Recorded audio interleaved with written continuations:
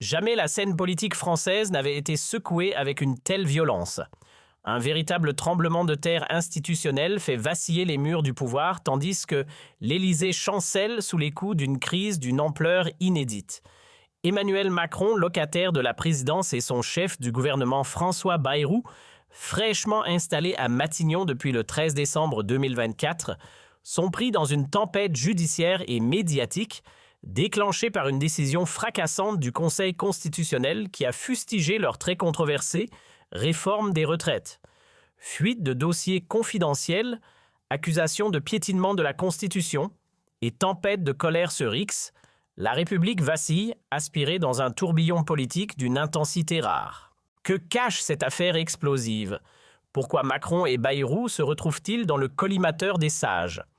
Quels dessous inavouables ont été exhumés pour faire imploser le cœur du pouvoir? Ce qui se joue dépasse le simple scandale. C'est un tremblement de république.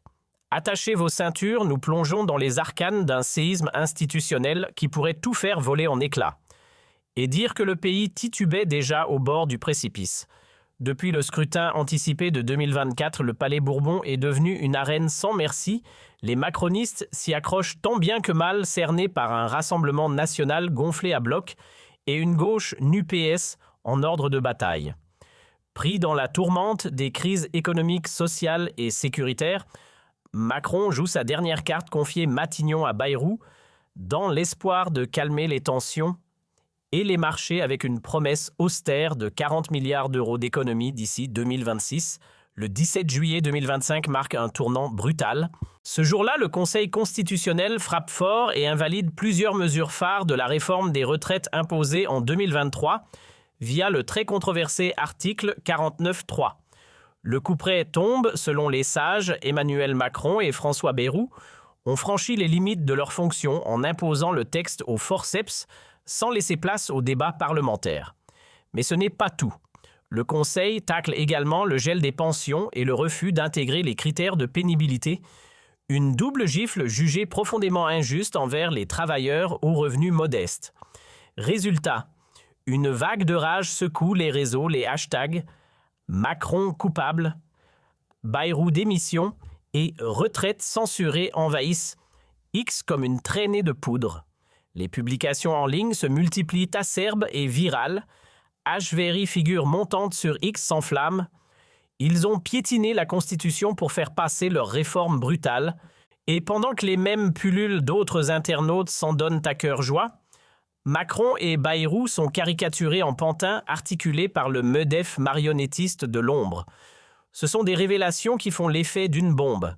Repris par des figures influentes du net et des médias incontournables comme Le Monde ou Mediapart, des documents confidentiels dévoilent des échanges compromettants, Macron et Bayrou auraient sciemment balayé d'un revers de main des avertissements juridiques internes pointant l'illégalité de leur réforme.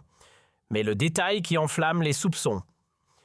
Un numéro favori dans le téléphone de Bayrou, relié à un ponte du MEDEF, suggérant un pacte discret avec les barons du CAC 40 pour verrouiller les intérêts des puissants. Puis le 18 juillet 2025, l'affaire explose en direct sous les dorures de l'Assemblée nationale. Face caméra, Jordan Bardella, chef de file du RN, frappe là où ça fait mal. Il accuse le duo exécutif de piétiner la démocratie au profit des puissants. Ils ont sacrifié la Constitution pour complaire à une élite et piétiner les travailleurs, tonne-t-il. La tension grimpe d'un cran. Cris, invectives, séance suspendue. Le chaos s'installe. Et pendant que le tumulte secoue l'hémicycle, Marine Le Pen ne laisse pas passer l'occasion. Sur X, elle assène un coup de plus. Macron et Bayrou doivent rendre des comptes au peuple. Leur place n'est plus au pouvoir. La gauche ne reste pas en retrait. François Ruffin, député LFI, dénonce un coup d'État parlementaire et réclame que tous les documents soient dévoilés au grand jour. Le feu politique est désormais hors de contrôle. Même dans les rangs du pouvoir, le silence commence à se fissurer. Des proches de Gérald Darmanin, jusque-là loyaux, laissent entendre à voix basse que ce jugement est un désastre stratégique pour l'entourage de Macron. L'Élysée vacille, les marchés s'inquiètent, et l'opinion publique glisse lentement entre les doigts du président. Et le pire, c'est que ce n'est que la partie émergée de l'iceberg. D'après les fuites, certes non validées officiellement, Macron et Bayrou auraient délibérément tourné le dos aux alertes du Conseil d'État qui les mettait en garde contre les failles juridiques du texte.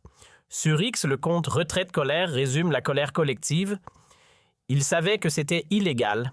Il l'a fait quand même. Pour les banquiers. Sur le forum Leloum, les messages de citoyens choqués se multiplient. Parmi eux, une femme publie un cri de détresse. « Ma mère est aide-soignante. Elle n'a plus la force d'aller jusqu'à 64 ans. Macron et Bayrou la condamnent à finir sa vie dans la précarité. » Dans les rues, la riposte s'organise. La CGT et FO appellent à la grève générale. À Paris, Lyon, Marseille, les foules se forment, les slogans fusent. Macron, Bayrou, voleurs de retraite. Sur X, les vidéos affluent en tension avec les forces de l'ordre scène de chaos. Le parfum des grandes mobilisations de 2023 flotte à nouveau dans l'air. Ce n'est plus seulement une affaire Macron-Bayrou. Ce qui éclate au grand jour, c'est un système politique à bout de souffle, à peine capable de tenir debout. Tandis que l'inflation grignote les salaires, que l'insécurité gagne du terrain et que les usines ferment les unes après les autres, le peuple lui lève les yeux vers des élites qui semblent vivre sur une autre planète. Sur le front économique, les voyants virent au rouge.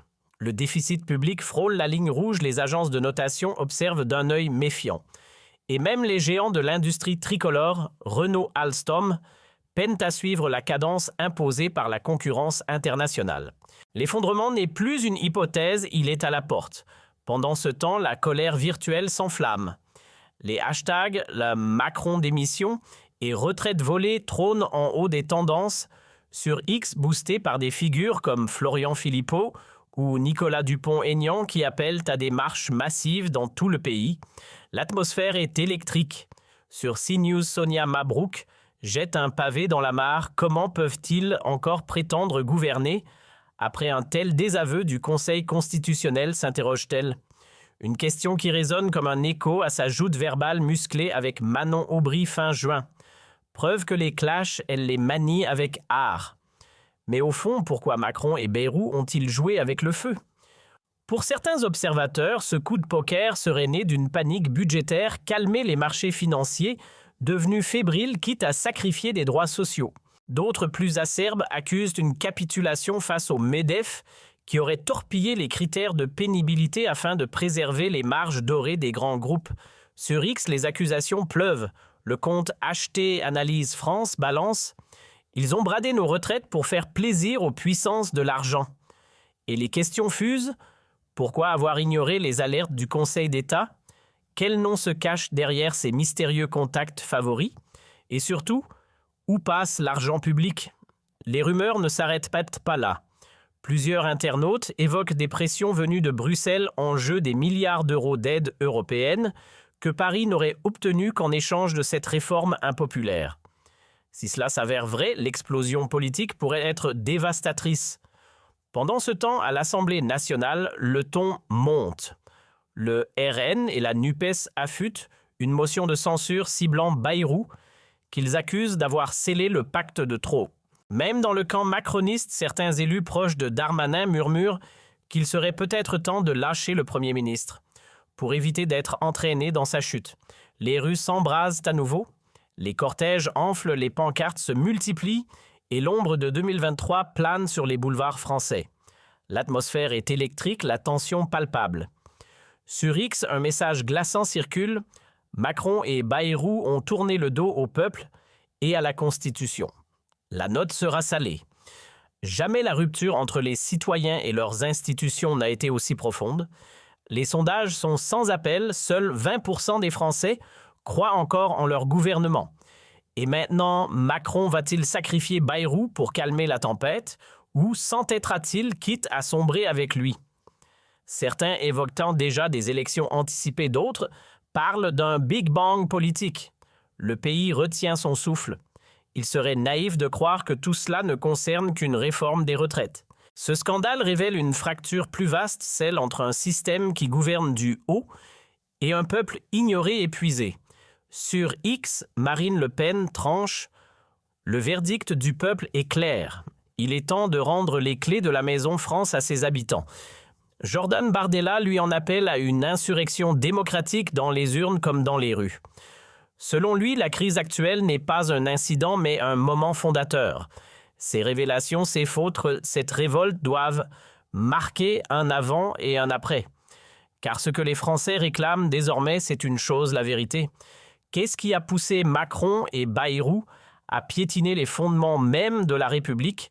Qui cherche-t-il à couvrir dans l'ombre des coulisses? Et surtout, pourquoi avoir tourné le dos à ceux qui portent le pays à bout de bras? Partout en France, la colère monte comme une marée noire. Les rues grondent, les voix s'élèvent sur X, les pancartes dénoncent. Ce n'est plus une simple affaire de politique, c'est un soulèvement contre une élite déconnectée qui joue à la roulette russe avec l'avenir du pays. Pour nos anciens, pour les générations futures, pour chaque citoyen qui refuse de se taire, l'heure est venue d'exiger des comptes. Fini les mensonges, assez des manœuvres en coulisses. Il est temps de mettre la lumière sur ces trahisons. Ensemble, faisons entendre une voix que personne ne pourra ignorer, car ceci n'est que le début.